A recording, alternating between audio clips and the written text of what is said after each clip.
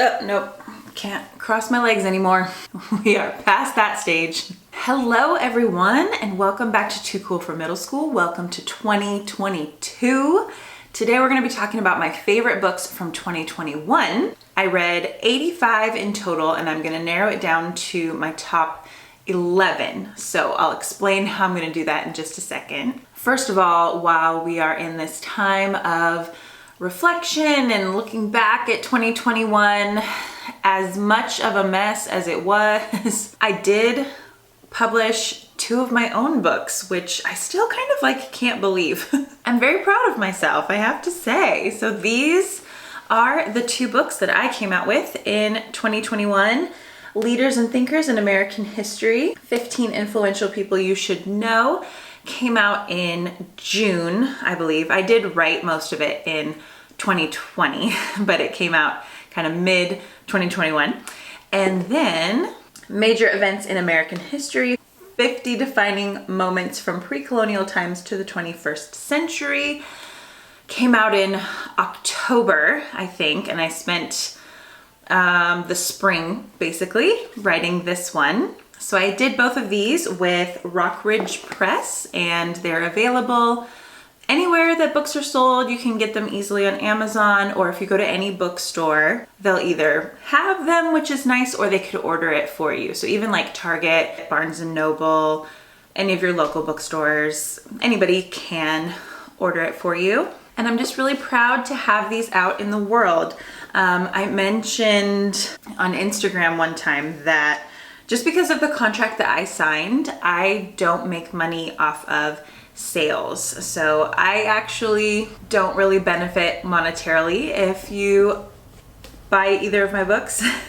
I just received like a flat author fee, which is a more common writing contract than you would think. So I don't promote these to make money, but I just genuinely think that they're really helpful in your classroom or in your household, and I'm very proud of them, and I love to see them in your hands and just see what you guys learn from these books. So if you end up reading them, tag me on Instagram or leave a review or something like that, just so that I can connect with you a little bit over these books. Okay, let's jump into other people's books now. And the way that we're gonna do this is I will show you all of the books that I read in a month, and then I'll choose my favorite book from that month. If you see another book from that month that you wished that I would talk about because you're more interested in that one, I will also leave a link to the playlist where you can find my reviews from all of the months of 2021, and then you could find that particular book review in that video. So hopefully that makes things nice and convenient for you.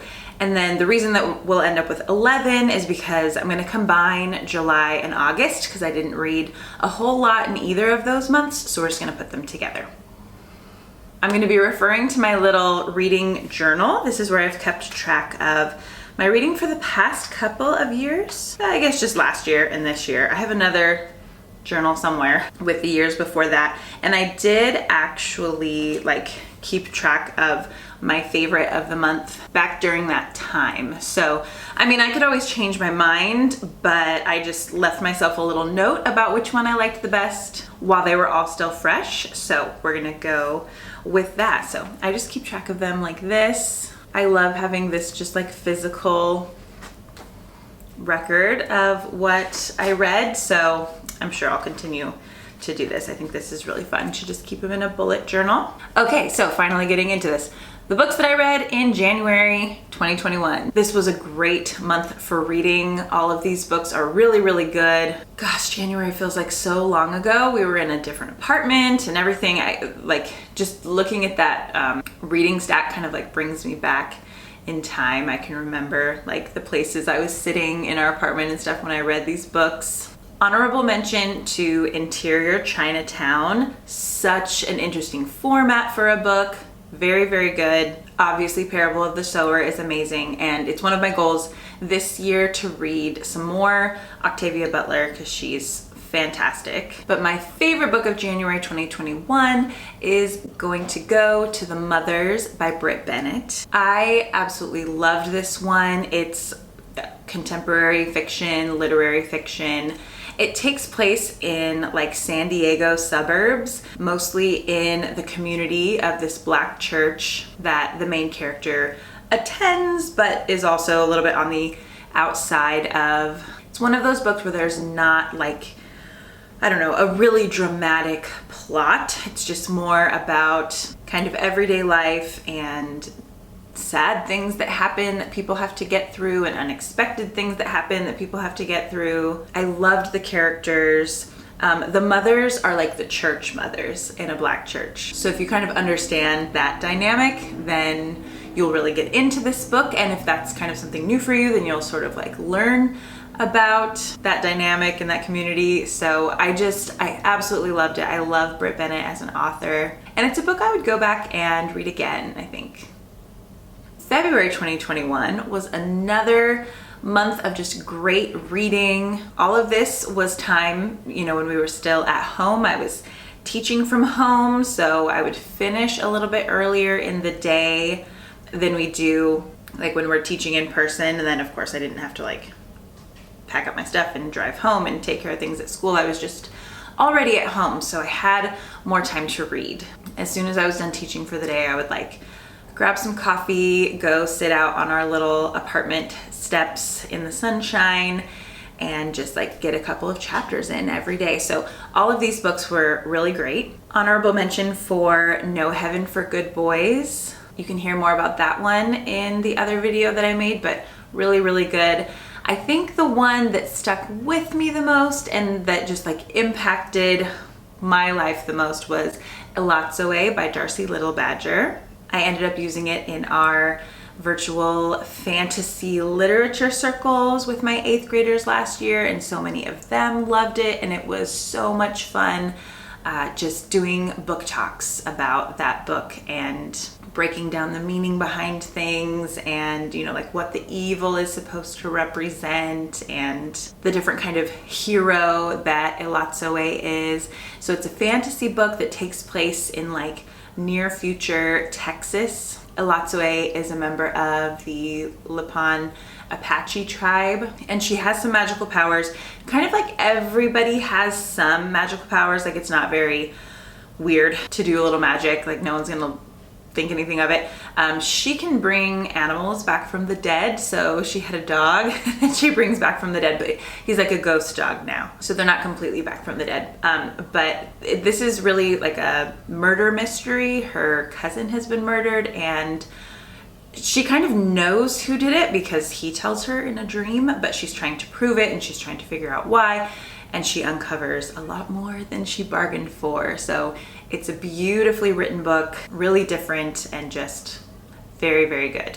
Ooh, March was another good month of reading. Honorable mentions to What We Talk About When We Talk About Anne Frank. I loved that collection of short stories. And The Counter-Revolution of 1776, one of the best historical monographs that I've ever read. I really loved that one. I'm gonna say that my favorite was Pachinko by Min Jin Lee.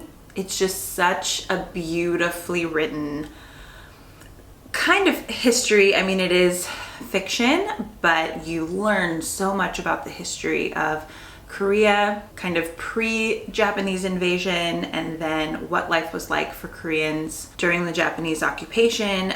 Many of them moved to Japan, but were, treated as less than second-class citizens. And it was very difficult to survive and make a living and provide for your family. So this book is kind of intergenerational, and you see like what each set of parents, has to do to provide for their kids, and then the choices that those children make when they grow up. You know how a lot of people are really interested in reading stories about Jewish people during the Holocaust and during World War II, and those stories of just like survival and clinging to your identity and your culture, and sacrificing for your family and your children in the face of just harrowing evil.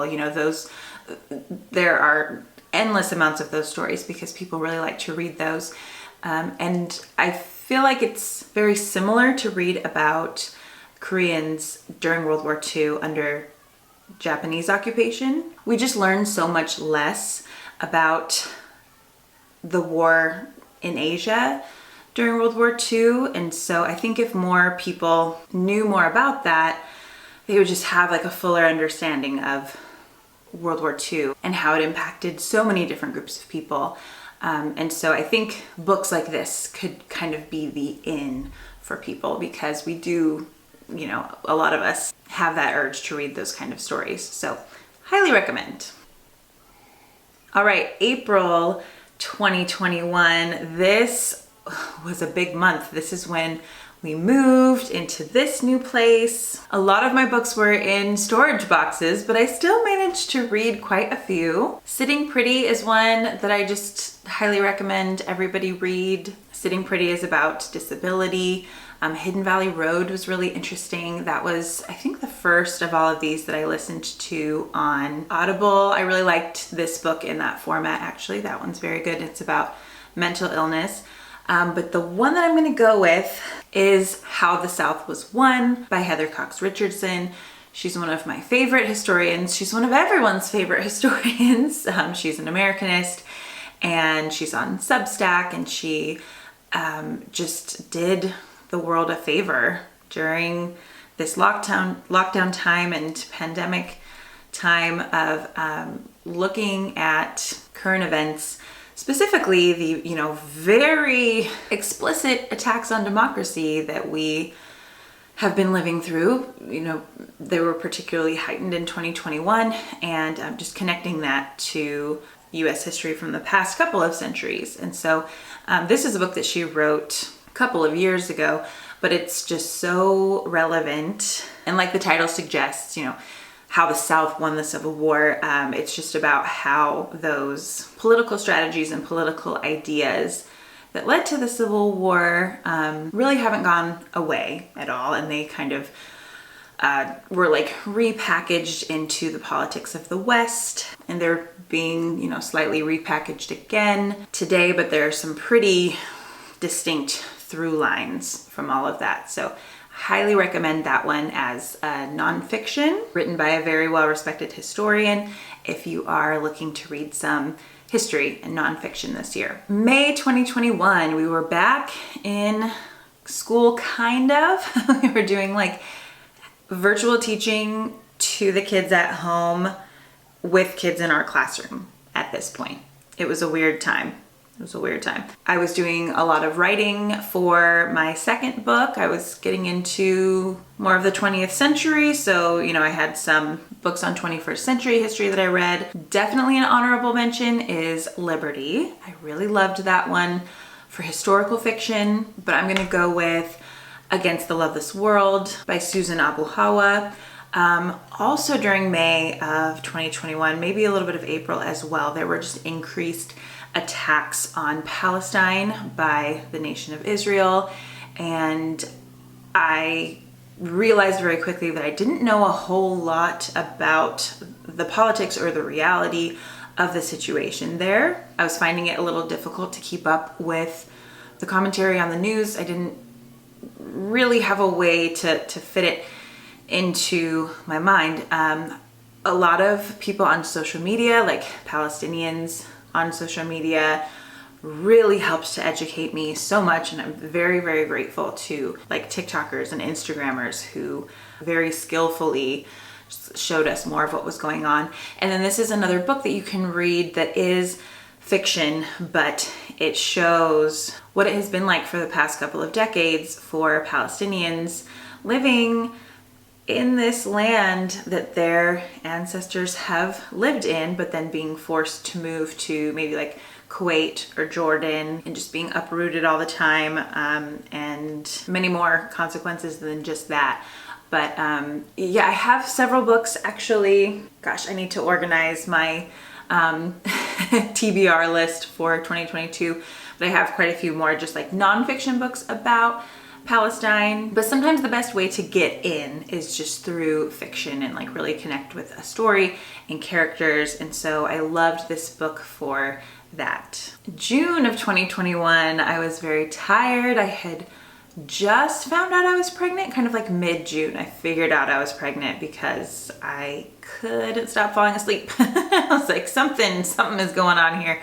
So I was on the couch a lot reading. A lot of really good books from this month. Somebody's Daughter is an honorable mention. Ring Shout. It's really good, really weird, but I loved it. I'm gonna go with The Night Watchman by Louise Erdrich.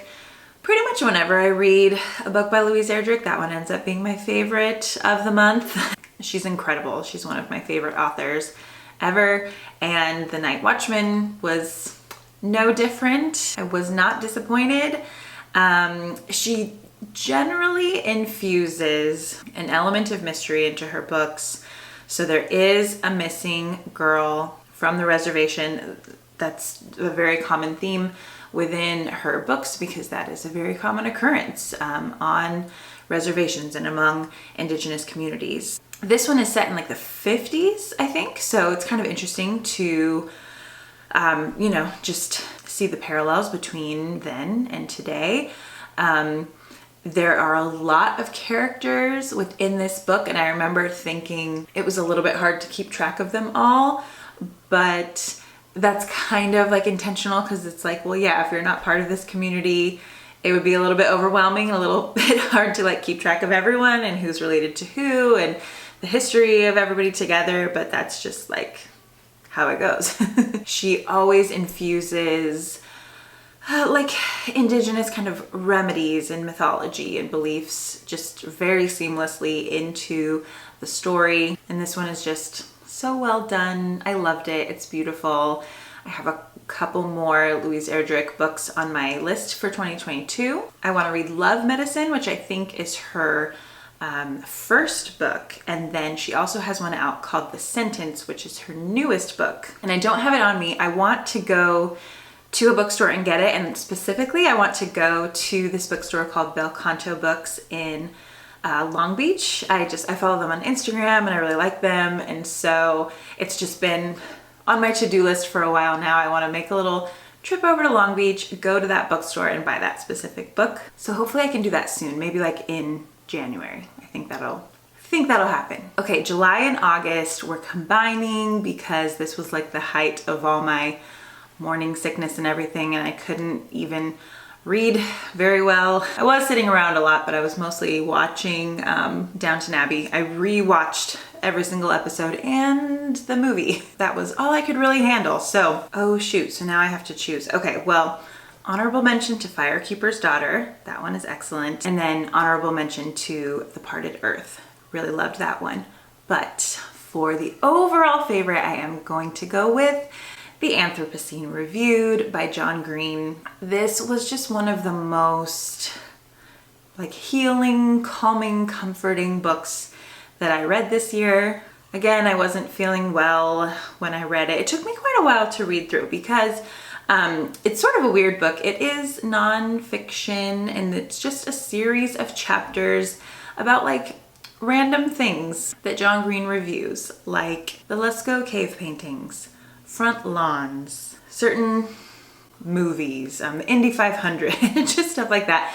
So with each little story, like you're learning about that thing, and then he just is so good at taking the essence of this thing and then just like applying it to the human condition in general. Like that's really his gift. Personally, this is my favorite John Green book. I've read all of his like young adult fiction as well. Been watching Crash Course forever and the Vlog Brothers forever. I read both of Hank's books last year and absolutely loved them. So if you've not dived headfirst into the Green Brothers world, you're a little late, but you should do it. Get on their Patreon as well. I'm on the Crash Course Patreon, and I do the Life's Library book club thing, which is really cool because they actually send you the books. So you don't have to like remember to go out there and buy them. They send them to you, and it's not monthly. It's maybe like every other month or something like that. So they do most of the discussion on Discord, which I don't have as much like experience with. I always forget to go on Discord and do like the discussions. I'm gonna try and do a little bit more of that in 2022. And I have several books from last year that I still need to catch up on. Okay, September. Sort of a weird collection of books, like some pregnancy stuff and whatever. One from Amory's book club, one from Life's Library's book club. So, you know, having those book club recommendations every month or every so often really helps you to keep reading if you kind of like start to lose your motivation. So I always recommend being part of some kind of an online book club if you can, or in person. How cool would that be? I rarely have the chance to do that. Anyways, my Monticello honorable mention. My favorite was A Sitting in St. James by Rita Williams Garcia. This is the first one of her books that I've read that was adult fiction and not, you know, for kids. This one is just like one of the best examples of adult historical fiction that I've ever read. It's set on a plantation in Louisiana, and the sitting refers to like sitting for a portrait, sitting for a painting to be done of the matriarch of this family, who is from France, and she like really clings to that even though she didn't really spend that much of her life in France, and then she had to like escape because her family was on the wrong side of a revolution and came to Louisiana, and her family has this plantation. And one thing that I appreciate about it is that it shows how interconnected the lives of white and black people were in the South during the time of slavery, and then like obviously afterwards as well. But like we have all of these like laws and rhetoric and everything about like keeping everybody so separate and segregated later on, after, you know, slavery is abolished in theory. But on these plantations, lots of people were related, lots of people, you know, were just interconnected in the most intimate ways imaginable. And this book really shows that. It's funny, she manages to write, well, it's because everybody is kind of like an exaggerated, I want to say an exaggerated, like kind of stereotypical version of all of these like typical plantation characters. I don't know, maybe they're not very exaggerated, but it's kind of like Gone with the Wind, but way less racist. I mean, there's tons of like racism within the book, but it's not like actually written from such an explicitly racist perspective. So it's just excellent all the way around. I highly recommend that one. Getting into October, I read a lot of young adult middle grades books. So many good ones for the classroom. So definitely go check out that video if you need some recommendations for classroom books. Room to Dream, The Inquisitor's Tale, Plagues and Pandemics, Punching the Air, Notable Native People, all of those are really good for your classroom. Honorable mention goes to Bodies of Water.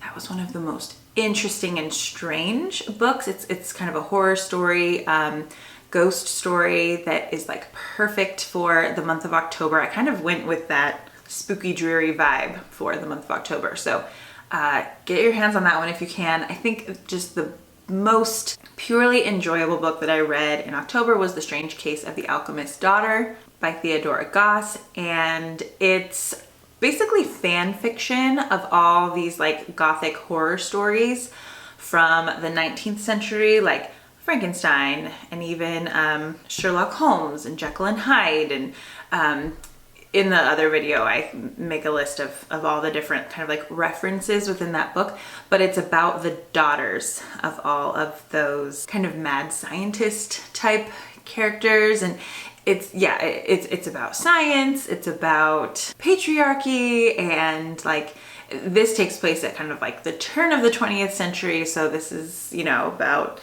women coming into their own a little bit more, and it's just excellent. I have the sequel. Ooh, I have it. Yes, oh my gosh, I have it over here. It's very, very long. That's on my list for 2022. We'll see if we can get into that one. So November 2021, I did a lot of reading, did a lot of sitting on the couch and just reading and resting. Oh, the worst book of the year I read in November, and that was Appointment with Death by Agatha Christie. It's so bad. It's such a poorly written book. And then I tried to get into and then there were none, and then I found out what it was originally titled and like what the premise of it is, and it's just all super racist. And there was a little weight lifted off of me. Like, I don't have to read any more Agatha Christie books for the rest of my life. So that was kind of nice to know. I'm just like one less author to explore in this world. Good, because I have so many others. My very favorite of the month was Passing by Nella Larsen, and this is more of a classic work of literature. It was written in 1928, I believe. There's a version on Netflix right now that's in black and white, and it's beautifully done. And the book itself is very short, so I would absolutely recommend reading that one. It'll just take like a couple of days, and then watching the Netflix version of the movie, which it will take you about the same amount of time as it will to actually read the book. It is just absolutely masterfully done. The foreshadowing is incredible. There's not a lot of action. It's more of like a psychological thriller, and you're just inside the mind of one of the women as she's like nervous for her friend who is passing as white, but now also that friend is infiltrating her life, and she's not sure how far that's gonna go. And it has so much to say about life in Harlem, like during the Harlem Renaissance. Like, this is written contemporarily. Oh my gosh, absolutely, like just immediately was one of my favorites of the year. Favorites of all time, perhaps. Such a good book. I want to read more by Nella Larsen, and then like about Nella Larsen. So I'll be doing a little bit of that in 2022. Okay, and we have made it to December 2021. So I just uploaded a video of my reviews of all these books. So these are all kind of fresh in my mind. I don't really plan out like what I'm going to read in a month. I just like start picking books up. Some of them I finish, some of them I don't. If you want to see like a little sneak peek into what a month of reading is like for me, I have saved on Instagram just like my highlights called December Reading Journey. And it was just like basically every time I sat down to read, I did a little Instagram story. And so some of those books I finished, some of them I didn't, some of them I'll go back to, some of them it might be a while before I go back to. Yeah, it was just kind of interesting even for me to like see my little like reading patterns and stuff, you know? So I'm very like sporadic with what I read. I was watching my video like this from last year, like my favorites of 2020. And I remembered how much I loved Hari Kunzru, so I bought another one of his books. This one's called Gods Without Men. And I had a feeling that one was gonna be my favorite of December, and it was. He's just one of my favorite authors ever. And this one it's so strange. Setting is everything. Like, place just carries way more weight than time. So it's not written in chronological order, really. It jumps around a lot to like different centuries and different decades, and just like the different experiences that people have in this particular place in the desert. It's like around like 29 Palms, kind of like Joshua Tree area, if you're familiar with that. So it's not too far from here. There is one like main plot that goes through that's about a couple from New York. The wife is Jewish, the husband is Indian, Punjabi, and he's Sikh, like part of the Sikh religion. And so it does explore like the cultural differences between them and the different decisions they have to make about like circumcision, for example. Like, Jewish people would definitely circumcise their son, and Sikh people do not. And so they have a son, and he has autism, and they go on this like road trip through the desert because they don't want to bring him to like really crowded, overwhelming, stimulating places, you know, like Disneyland or something. So they go out to the desert, and they want to, you know, like explore national parks and stuff with him. And on the back cover and stuff, that's like explained as the main plot, but there's so many other plots, and that doesn't really happen until like quite a ways into the book. So it's one of those books where like you're gonna be confused. It's a difficult read. It's hard to keep track of all the characters and like what is important. Like, who do I really need to invest in here? Whose details do I need to keep at the forefront of my mind as I read this like almost 500-page book? So that part of it is a little bit tough, but it's worth it. Like, that's usually how you feel in a Hari Kunzru novel. You're like, where are we going? And did I miss something? But you probably didn't. You just keep moving and trust that he will bring it all together in the end, because he always does. And it's just like mind-blowing. It has a lot to say about like the 2008 financial crisis, and then just about like belief, like the different things that we believe in and the consequences of those beliefs. It's got magical realism, like things happen out in the desert that are not easily explained, and it's just very, very good. So those are my favorite books of 2021. Please leave in the comments down below some of your favorite books. You don't have to narrow it down to one if you can't. You can give us a couple. I know it's hard to narrow it down too far, but give me some suggestions for things that I should read in 2022. I think I'll make like a little TBR, probably like 22 books I want to read in 2022, because I've seen a lot of people doing that. So yes, be looking for that. Thank you to all of you who have been on this journey with me in 2021. It's been so fun to do like at least 50% book content, you know, like maybe half teaching content and then a lot of book content. And before I go, let me just give you a little bump shot. We're at 33 weeks right now. Feeling very large and in charge. She is in charge. She's definitely the one in charge. So we are in the home stretch, and we'll be getting into some changes very soon. So again, thank you guys so much for reading with me and watching with me this year, and I'm looking forward to 2022. See you in my next video. Bye.